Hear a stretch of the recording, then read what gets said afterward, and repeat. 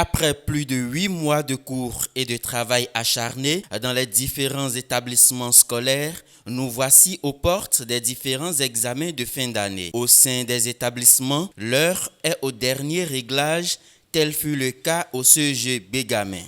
Nous nous préparons, nous affûtons nos armes à travers différentes activités. Et nous avons pratiquement achevé les programmes. Nous-mêmes à l'interne, nous avons en plus des cours, en plus des évaluations d'étapes qu'on appelle communément les devoirs surveillés, nous avons programmé près d'une dizaine de séries de travaux dirigés offerts gratuitement à nos candidats. Donc avant chaque évaluation d'étape, donc c'est devoir surveiller, nous procédons à au moins deux séances de travaux dirigés. Et cela se fait les samedis, on les fait venir, on les interroge. C'est comme un mini format d'examen. Et ils subissent ces épreuves pour qu'on puisse jauger leur niveau de compréhension des cours qu'ils ont reçus. Malgré tous ces efforts, la directrice émet quelques réserves pour ce qui concerne l'engagement même des acteurs concernés. Nos apprenants d'aujourd'hui sont moins consciencieux que ceux d'hier. Et nos apprenants d'aujourd'hui ont beaucoup de possibilités de loisirs. Nos apprenants d'aujourd'hui ont des parents trop occupés qui ne restent pas souvent à la maison. Nos apprenants d'aujourd'hui ne sont plus à l'ère de la coercition où on accompagne les curricula avec un peu de bâton magique et ça leur manque et ils peuvent se permettre de nous narguer. Que dit cette directrice-là? C'est des propos que nous entendons souvent. Le surveillant à la classe, il veut même. Voyez-vous, c'est de ces propos que nous entendons. Ils peuvent quitter la maison, venir au portail du collège et prendre d'autres directions, surtout les filles. Voyez-vous, et véritablement, nous avons des inquiétudes. De quoi à lancer un appel aux parents. Donc, nous voudrions faire un appel aux parents d'élèves qui nous écoutent, de véritablement nous soutenir. Nos apprenants sont leurs enfants. Nos apprenants sont leur progéniture. Nos apprenants sont l'avenir du Bénin, de notre nation.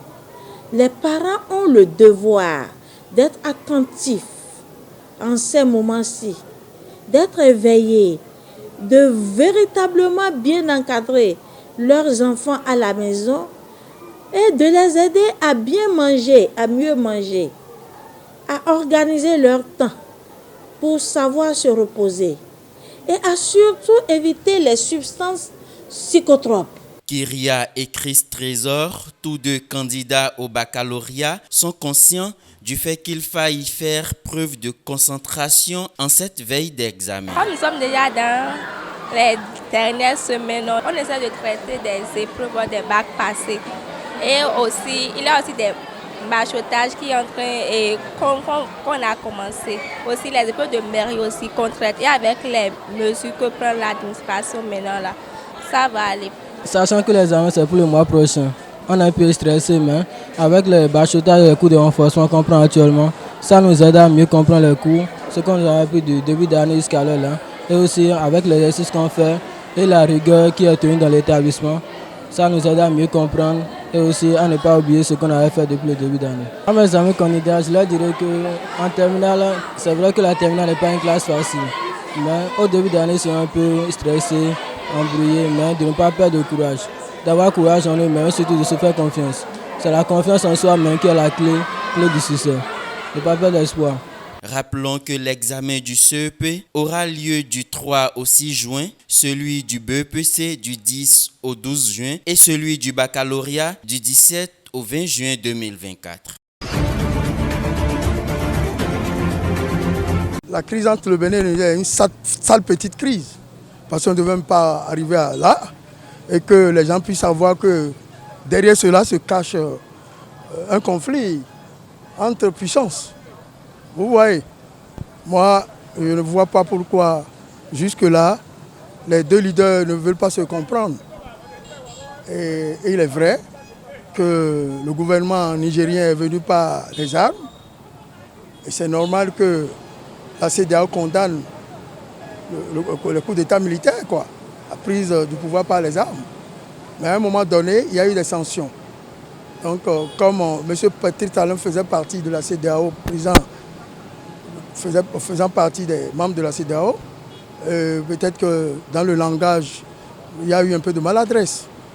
Mais ce n'est pas pour cela qu'il faut toujours tirer sur les ficelles comme ça. Ça veut dire qu'il y a autre chose derrière. Ce n'est pas ce que Talon a dit là qui continue à pousser les autorités nigériennes à fermer encore leurs frontières. Moi, je vois par là une crise à une échelle exponentielle. Les deux dirigeants doivent faire disparaître leur orgueil. Ils doivent savoir d'abord que c'est d'abord le peuple qui souffre. Le peuple nigérien d'abord et le peuple béninois enfin. Les deux dirigeants doivent faire preuve d'humilité. Chacun doit dire, après tout là, il y a eu malcompréhension, à un moment donné, nous devons nous entendre. Je vais demander à son Excellence, Monsieur le Président Talon, de comprendre la température de l'autre. Puisque devant le militaire, il faut se soumettre avant une réclamation. Puisque l'autre, c'est un militaire. Il ne faut pas faire de pression sur un militaire pour lui réclamer quelque chose. Je ne pense pas que tu n'auras pas. Sincèrement, avec le militaire, il faut le masser, il faut l'amadouer un peu. Sinon, si tu fais du bruit avec le militaire, lui, il s'en fout de toi. Donc, la crise entre Bénin et le Niger, celui qui doit se soumettre au premier abord, je pense que c'est d'abord le Bénin. Puisque ça profite le trésor public béninois, ça profite les caisses béninoises. Moi, ça me fait rire. C'est des gens qui sont à la tête de nos États, mais on a l'impression qu'ils ne comprennent rien. On a l'impression qu'ils ne se souviennent pas d'où ils viennent. Parce que le Bénin et le Niger, c'est des peuples frères. Le Bénin et le Niger, c'est des peuples frères. Et c'est des peuples qui vivaient il y a très longtemps, des siècles, pour ne pas dire des millénaires. Le peuple nigérien est un peuple indépendant. Le peuple béninois est un peuple indépendant. Au moment où le problème nigérien s'est survenu, quelles que soient nos divergences, quels que soient nos problèmes politiques, quels que soient nos intérêts, on doit prendre la hauteur. Parce que chez nous, on dit que c'est là où on dit que c'est pas là où tu tombes, là, que tu vas regarder. Il faut regarder là où tu es trébuché avant de tomber. Moi, je ne veux pas accuser personne, mais les Nigériens, aujourd'hui, on doit savoir pourquoi ils s'agissent comme ça. Si on ne se pose pas la question pourquoi les Nigériens se comportent comme ça, on aura tort. Moi, je vois que cette situation, le Bénin doit avoir la patience. Si quelqu'un doit avoir la patience, c'est le Bénin. Les autorités béninoises vont ramener la balle à terre. Laisser les Nigériens transporter leurs produits gazoducs, leurs produits, leur pétrole. Et petitement là, il faut former un comité de crise qui va se rendre au Niger pour aller discuter avec les autorités nigériennes. Le Bénin et le Niger sont des pays frères où nous sommes condamnés à vivre ensemble, à rester ensemble, à faire tout ensemble. Donc, que notre chef d'État, M. Patrice Talon, qui laisse les gens travailler à ces mains-là, avec leurs produits, parce qu'on a signé un contrat avec l'État nigérien. Au 31 décembre 2023, la file active du Bénin était de 58 505 personnes vivant avec le VIH sous traitement, dont 2 368 enfants âgés de 0 à 14 ans. En ce qui concerne l'objectif 95-95-95 de l'ONU-SIDA, notre pays, le Bénin, est à 85, 96 et 90. Et ceci pour l'ensemble de la file active. Mais pour celles concernant les enfants, les objectifs sont à 40, 80 1988. Nous ne pouvons pas déclarer le contrôle de l'épidémie du sida tant que ces lacunes ne seront pas comblées. L'objectif de PACA, c'est de pouvoir renforcer la collaboration à travers les différents programmes des ministères dans les pays en Afrique et sur le continent. Et nous aimerions avoir une plateforme qui va permettre de partager les programmes, les matériels et les informations, l'éducation et qui peuvent être utilisés pour pouvoir améliorer les conditions de vie des adolescents dans le domaine de la pédiatrie. Je suis honoré de vous présenter aujourd'hui Synergie éducative et sportive 0-10 ans. Un projet novateur pour l'enseignement primaire, mû par notre volonté commune et celle de nos institutions ministérielles dont nous avons la charge de diriger. Il concrétise ce vœu cher du gouvernement du président Patrice Talon de construire une nation sportive avec des sportifs de qualité, talentueux et compétents. Nous sommes tous ici convaincus que cet objectif fondamental et légitime pour toute nation dans le monde contemporain où le sport constitue un vecteur de développement économique et de cohésion pour les peuples, ne peut être atteint sans la prise en charge de cette fondation que constitue la petite enfance et l'enfance. Nelson Mandela disait, et je cite, « Le sport est l'une des meilleures écoles de la vie. Il nous apprend la persévérance, le dépassement de soi et le respect des règles. À travers ces activités, les enfants découvrent leurs capacités, apprennent à surmonter les défis et développent des compétences cruciales pour leur avenir. En ce moment, sur toute l'étendue du territoire national, en totale symbiose avec toute la nation, 1794 officiels d'encadrement et de nombreux parents, responsables sportifs, cadres administratifs de nos ministères entourent 4140 enfants de nos écoles primaires de 7 à 10 ans, avec autant de filles que de garçons, pour les voir s'égayer et s'amuser dans 19 épreuves. Le sport, la santé, le sport, la santé, le sport et le développement psychomoteur, c'est question de jeu, de plaisir. L'enfant doit prendre du plaisir, doit s'amuser et on va détecter des potentiels, des aptitudes. Et ce sont ces aptitudes qui vont nous permettre de développer le sport et le citoyen de demain. Aujourd'hui, c'est comme partout dans le monde, c'est une journée sur le Kids Athlétique. Mais nous, derrière ça, on a un projet qui va commencer à Kassato. Ce pilote, après évaluation, va donner lieu à un développement d'un projet sur l'ensemble du territoire béninois. Ce projet, c'est justement voir comment, à l'école, dès la maternelle, on peut, au travers des projets, des jeux comme vous voyez aujourd'hui, plusieurs fois par mois, les enfants vont se retrouver et on va travailler sur ces développements de l'enfant dans son aspect psychomoteur. Il est évident qu'à partir du moment où on prend le travail, on fait le travail dès le plus jeune âge, on va détecter des potentiels, des aptitudes. Et surtout, quand ces enfants vont arriver à 12-13 ans, ils auront une bonne psychomotricité, seront beaucoup plus coordonnés, les exercices techniques seront beaucoup plus faciles à réaliser, donc on aura de meilleurs joueurs, pas seulement au niveau du foot, mais dans tous les sports. Il faut savoir que le développement psychomoteur permet aussi d'améliorer l'apprentissage de la lecture, de l'écriture, de savoir compter. Les neurosciences nous prouvent aujourd'hui que plus un enfant est bien coordonné et bien équilibré, a une bonne psychomotricité, et plus son apprentissage scolaire est facilité.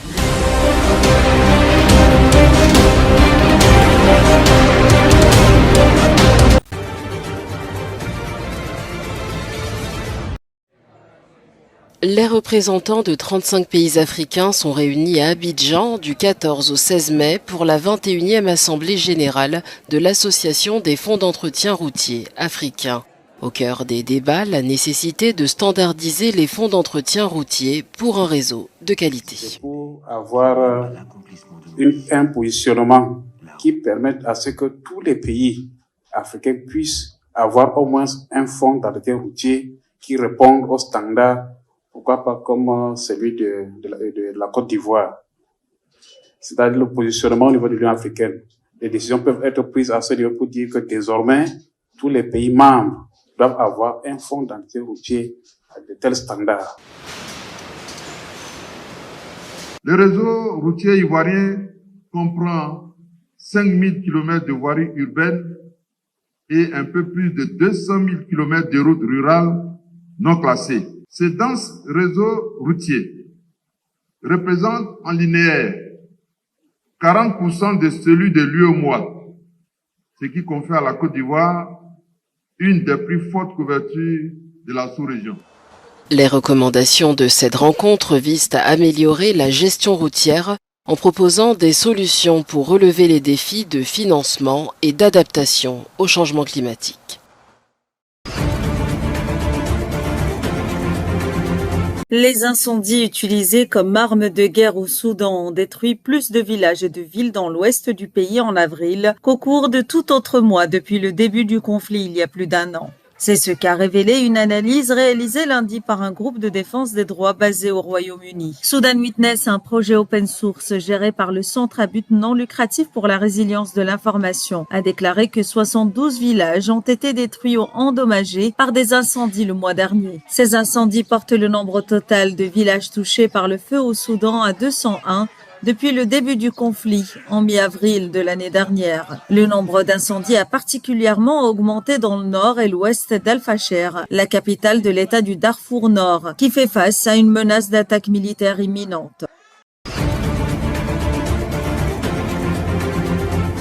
Au Kenya, 4 personnes ont été sauvées des décombres d'un bâtiment qui s'est effondré dans le quartier de Kiamaiko à Matar Nord, dans le comté de Nairobi.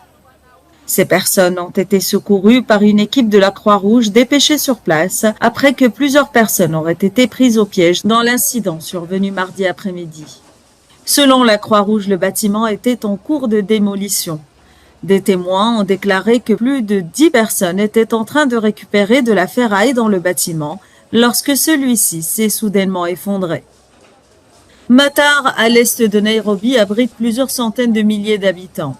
Et c'est l'un des plus grands quartiers informels de la ville où les réglementations en matière d'urbanisme sont mal appliquées.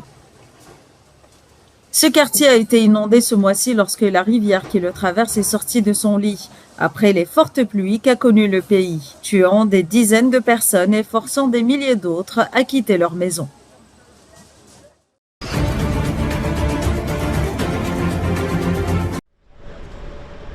Les espoirs s'amenuisent pour les travailleurs disparus après l'effondrement d'un immeuble en Afrique du Sud. Une semaine après le drame survenu sur le chantier d'un immeuble en construction dans la ville de George, le bilan s'alourdit. 33 morts comptabilisés mardi, les sauveteurs continuent à fouiller les décombres alors que 19 personnes manquent encore à l'appel.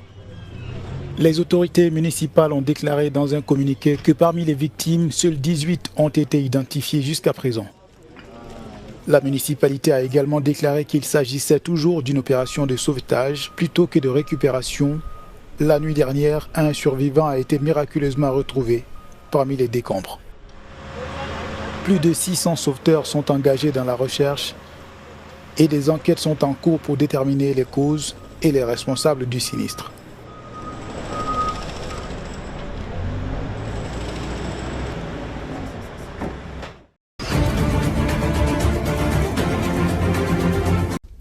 Le roi Charles III a officiellement transmis son titre de colonel en chef du corps aérien de l'armée britannique au prince William.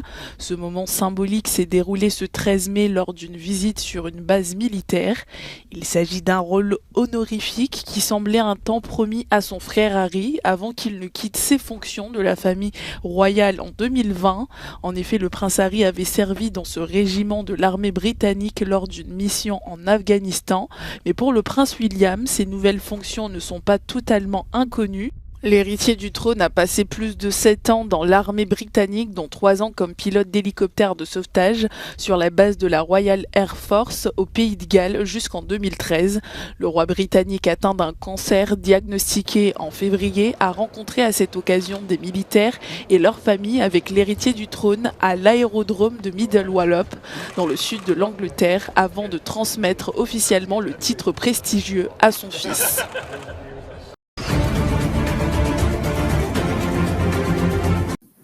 La loi britannique visant à expulser les demandeurs d'asile ne devrait pas s'appliquer en Irlande du Nord. Michael Humphrey, juge de la Haute Cour à Belfast, a déclaré que la loi sur les migrations illégales est incompatible avec la Convention européenne des droits de l'homme et qu'elle porte atteinte aux droits garantis par l'accord de paix du Vendredi Saint de 1998 entre le Royaume-Uni et l'Irlande du Nord. Humphrey a constaté que certaines parties de la loi violaient les protections des droits humains d'un accord post-Brexit signé entre la Grande-Bretagne et l'Union européenne. Le Premier ministre britannique Rishi Sunak a annoncé que le gouvernement ferait appel du jugement. Cette loi est au cœur du projet controversé de Sunak visant à expulser certains demandeurs d'asile au Royaume-Uni vers le Rwanda. Pour le gouvernement britannique, cela permet à ceux qui sont arrivés illégalement d'être expulsés vers un pays tiers sûr où leurs demandes peuvent être traitées.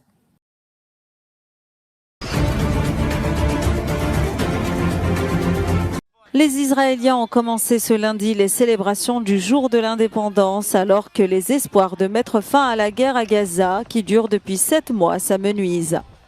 Le conflit qui plonge le pays dans une grave crise politique due à l'intensification des manifestations antigouvernementales et la multiplication des divisions internes. Nous ne voulons pas montrer au Hamas qu'il peut gagner. Nous voulons leur montrer que nous sommes forts. Nous voulons leur montrer que notre pays est important pour nous et que nous continuons à sortir, que nous vivons toujours notre vie. L'ombre des otages toujours détenus à Gaza et les soldats combattants dans l'enclave planent sur ce 76e anniversaire de la création de l'État hébreu. Les feux d'artifice ont été annulés et la traditionnelle cérémonie d'allumage des flambeaux du cimetière national de Jérusalem sera enregistrée au lieu d'être transmise en direct.